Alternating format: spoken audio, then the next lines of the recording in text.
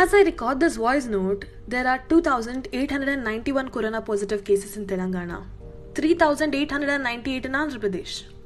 As I record this voice note, there are 8,28,000 tweets with the hashtag cancel TS exams promote students. For the past few days, I have been reading about how some governments and universities have cancelled exams for their students and have promoted them. For the past few days, I have been talking to faculty and people around me who work in the education sector. And most of them think that students are lazy to prepare for exams and are looking for reasons to skip them. Well, as students, we've given more than 12 final exams from primary classes until intermediate. And as engineering students, we've been giving 2 semester exams every year. And one more such semester exam is no big deal if the situations were normal. And as far as finding the reasons is concerned, we don't have to look for them. They're right in front of our eyes. We just have to be open-minded enough to see, understand and accept the facts.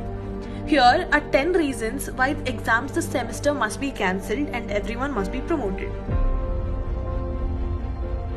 50% of students in colleges live in hostels and they have gone back to their villages. Traveling back to colleges puts them directly at risk.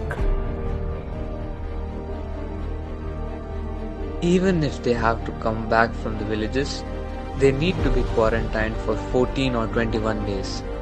And our hostels are not equipped enough to quarantine students. Moreover, a hostel room is shared by 3 to 4 people generally. Do we have enough rooms to accommodate all the students? Practically speaking, can sanitization be ensured in all college-maintained and private hostels? Have the authorities ever seen an RTC bus which has a stop near a college? It is so packed that it looks like it might topple at any moment.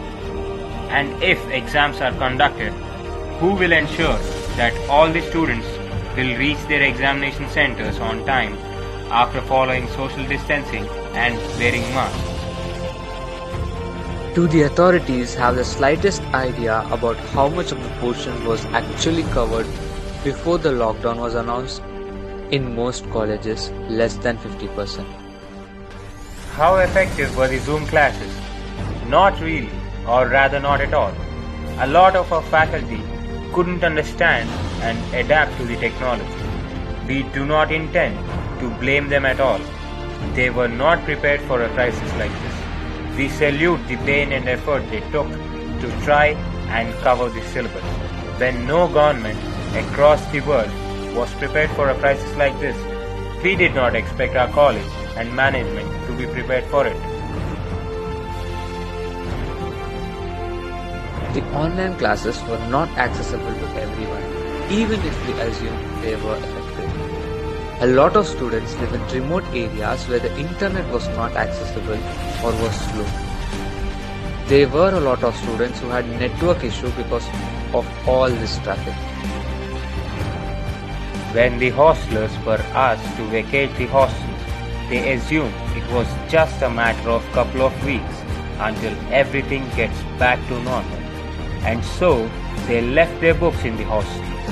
We couldn't predict the gravity of the situation. Even after all this, if exams are to be conducted, generally in a classroom, 60 students are accommodated for classes and 20 to 30 students for examination, and if social distancing is to be maintained, it would be 10 to 15 per classroom. Do our colleges have enough classrooms to accommodate all the students? Or, if the exams are conducted in batches, how will we ensure that all the batches will have the same level of question paper? How will we ensure that the question paper has been sanitized before reaching the student?